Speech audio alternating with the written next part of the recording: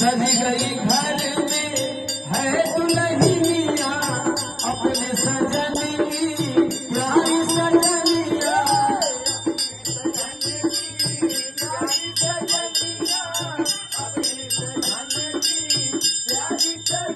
सज गई घर में है दुल्हनिया अपने सजन की प्यारी सजनिया भोला तुम्हारा मंगल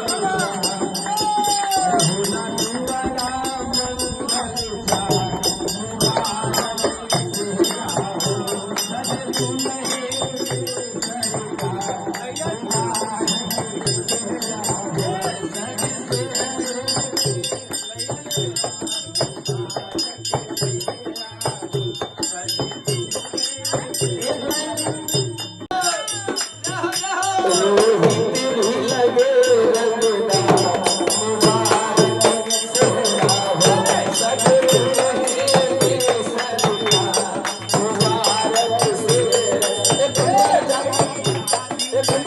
मुबारक